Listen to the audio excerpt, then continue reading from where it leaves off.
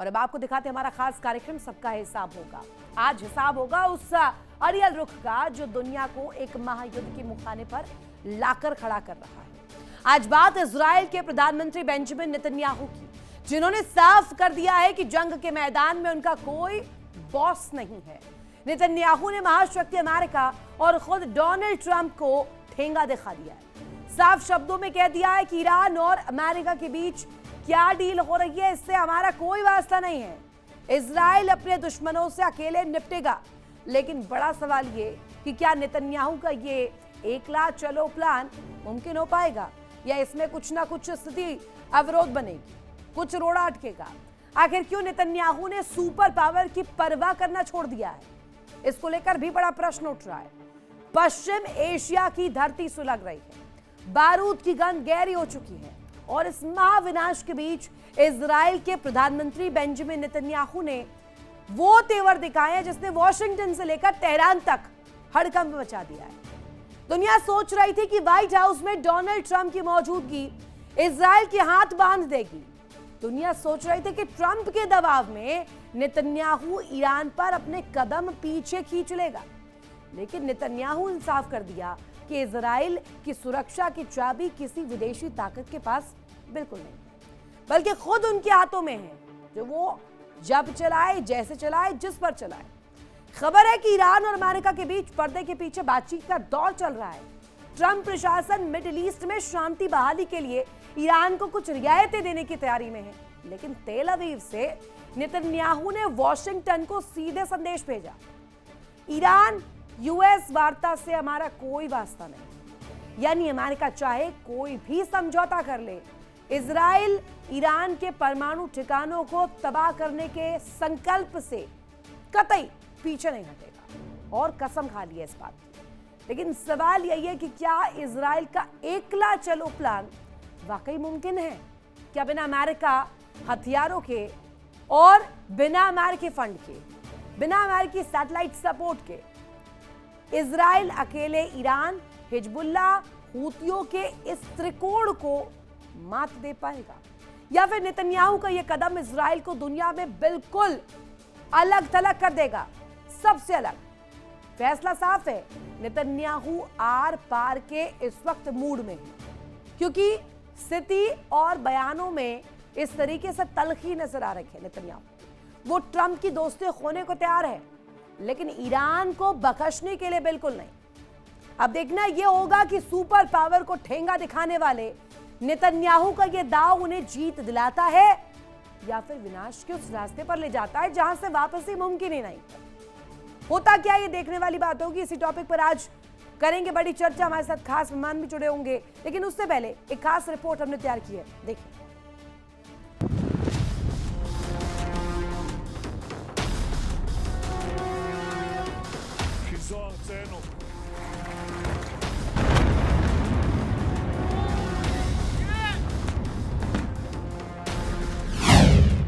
Netanyahu का एकला चलो प्लान, क्या होगा अंजाम?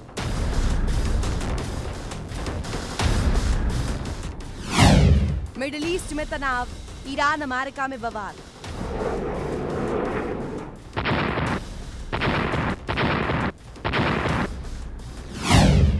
समझौते पर लटकी तलवार, बीबी को नहीं चाहिए ट्रंप का साथ।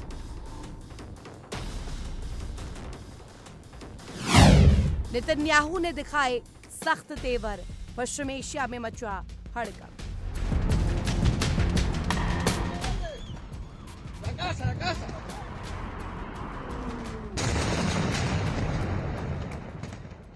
अब सवाल इसको लेकर खड़ा हो रहा है, लेकिन इसी पर चर्चा करने के लिए हमारे साथ खास मेहमान भी जुड़े हुए हैं। Colonel Sanjeet Sirohi sir, retired, Rohit Sharma विदेश मामलों की जानकार हमारे साथ जुड़े हुए हैं, प्रियंका यादव इजराइल समर्थक हमारे साथ रूस से सीधे कनेक्ट है, मौलाना नाजिम अशरफी ईरान मामलों की जानकार के रूप में हमारे साथ जुड़े हुए हैं। सबसे पहले यहाँ मेरा सवाल आप ही से है संजीत सर, कि अगर मैं सीधे सीधे प्रश्न आपसे करूं, अकेले अलग थलग चल चुके हैं नेतन्याहू, वो कह रहे कोई वास्ता नहीं है। अमेरिका का कॉल चाहे शांति के लिए हो, चाहे डील के लिए हो, ईरान से बातचीत के लिए हो, वार्ताओं को आगे बढ़ाने के लिए हो, हॉर्मुज के लिए हो, none of Israel's business. Ritu ji, thank you very much. आपने अपने चैनल पे मुझे आमंत्रित किया। जय हिंद। देखिए, जहां तक सवाल इस चीज का है कि बेंजामिन नेतन्याहू साहब जो है अकेले चलेंगे, चल पाएंगे कि नहीं चल पाएंगे, वो आने वाला वक्त बताएगा। लेकिन आपको पहले हम लोगों को ये समझना जरूरी है, वो अकेले चलने के लिए मजबूर क्यों हैं और क्यों हो रहे हैं। हम्म। आप देखिए, जब ईरान और यूएस की डील होती है तो ईरान इजराइल को उसमें शामिल नहीं किया जाता, जबकि लड़ाई अगर आप देखें, जो जेनेसिस है लड़ाई का, वो इजराइल और ईरान के बीच में। अमेरिका तो सिर्फ इजराइल के सपोर्ट के लिए आया था। तो जब एक तीन लोग लड़ रहे हैं हम्म। और दो आपस में बात कर रहे हो, तीसरे को उसमें शामिल नहीं कर रहे, तो उससे साफ जाहिर होता है कि तीसरे के इंटरेस्ट को ध्यान नहीं रखा जा रहा। हम्म। डोनाल्ड ट्रंप साहब की पीस डील करने की या मेमोरेंडम ऑफ अंडरस्टैंडिंग को साइन करने की उनकी मजबूरी है, क्योंकि उनके पर डोमेस्टिक और इंटरनेशनल प्रेशर इतना है कि उनको वो साइन करने के लिए मजबूर हो रहे हैं। हालांकि जबकि उनको जो उनके ऑब्जेक्टिव थे उनमें से कोई भी हासिल नहीं हुआ, बल्कि इस मेमोरेंडम ऑफ अंडरस्टैंडिंग के हिसाब से अगर ये डील हो जाती है तो ज्यादा फायदा इस डील का ईरान को हुआ है। उनके ऊपर से सैंक्शन हट जाएगी, फ्रोजन एसेट्स जो हैं वो जो है उनके अनफ्रीज हो जाएंगे। उसके बाद $300 बिलियन का जो रिकंस्ट्रक्शन और रीडेवलपमेंट प्लान है वो नहीं, पर कामयाब हो जाएगा। टेक्निकली संजीत सर, शुरू तो जब ये जंग शुरू हुई तब तो साथ ही थे ना, तो इसमें ज़रूरत है क्या ऐसे तीनों दड़ों को अलग अलग ज्वाइन करने की या किसी को इस तरीके से शामिल करवाने की? मैं सही बोल रही हूँ रोहित सर? बिल्कुल सही। देखिए, हम्म। ऐसा है कि समझने की बात यह है कि वॉर इसराइल की थी जिसको अमेरिका डर। हम्म। अब अमेरिका और ईरान ने एक डील की है, लेकिन वो डील कितनी इफेक्टिव है सामने देख रही हम्म। है। नेतन्याहू के लिए ये कहना कि नेतन्याहू अमेरिका से बाहर जा सकते हैं, हम्म। मेरे को लगता है कि Netanyahu, it's the other way round. Hmm. America Netanyahu से बाहर नहीं जा पाएगा, क्योंकि मिडल ईस्ट पे कंट्रोल रखने के लिए Israel is the only instrument. अच्छा। यही नहीं, पूरी पॉलिटिक्स, पूरा गेम भी खेलता है इसराइल। अगर बोले तो चाइना को टेक्नोलॉजी 80s के दौर में किसने दी थी? हम्म। इसराइल ने दी। अमेरिका ने डायरेक्टली नहीं दी, हाँ। लेकिन बाया इसराइल गई। तो ये सारे काम इसराइल से करवाए जाते हैं। कहीं पे आपको किसी पे प्रेशर डालना है, वो इसराइल से करवाया जाएगा। एंड देन यहूदी नहीं, तो लॉबी, इस यानी बात कि का इफेक्ट पड़ रहा होगा रोहित सर, जब उन्होंने कहा कि कोई वास्ता नहीं है, नेतन्याहू का कोई इसमें टेक नहीं है, इजराइल नहीं मानता इस डील को, तो इससे डोनाल्ड ट्रंप पर कुछ प्रभाव पड़ रहा होगा? ट्रंप पे प्रभाव पड़ तो रहा है, वो दिखाएंगे नहीं, लेकिन ये है, एक क्वेश्चन ये, क्या ट्रंप अकेले इस डील को इम्प्लीमेंट कर लेंगे? हम्म। नेतन्याहू अंदर कुछ लेबनान में और एंट्री मारते चले जाएंगे और आगे बढ़ते चले जाएंगे, तो ये डील किस काम की?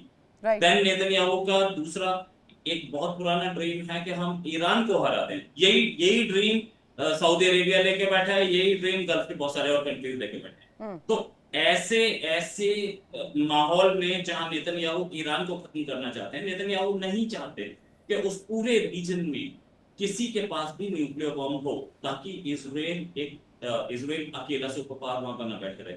हाँ। इस वॉर से वहां पर एक पावर इसराइल बनी, दूसरी पावर अब ईरान के ऊपर के सामने आई है। हम्म। और ये चीज नेतन्याहू को खटक रही होगी, इसराइल को खटक रही होगी, अमेरिका को भी खटक रही। सऊदी अरेबिया, नाजिम अशरफी, सवाल आपसे मेरा, रोहित सर ने बिल्कुल सही शब्दों में डिकोड किया है।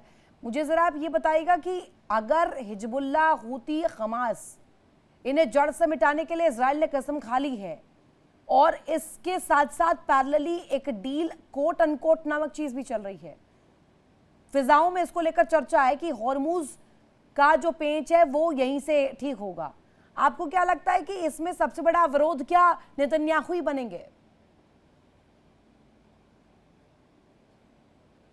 देखिए रितु जी, मैं आपको बताता चलूं, अभी तक हमारे दोनों पैनलिस्ट के एक एक पॉइंट बहुत स्ट्रांग थे। मतलब एक बात उनकी अच्छी थी, एक बात उनकी अच्छी थी। अब तो ऐसे ही होता है हर इंसान के साथ, हर शख्स की, हर कंट्री की कोई ना कोई अच्छाइयाँ होती हैं, कोई स्ट्रांगनेस होती है, कहीं ना कहीं लूज पॉइंट भी होते हैं।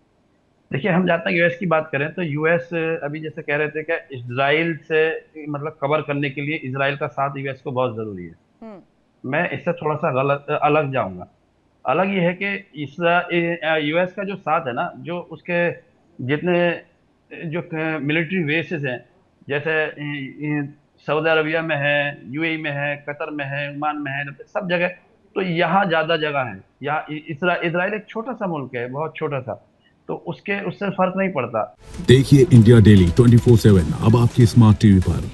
इंडिया डेली मौजूद है सभी डिजिटल प्लेटफॉर्म पर लाइव और लगातार। इंडिया डेली 24/7 हर दिन राष्ट्र को समर्पित।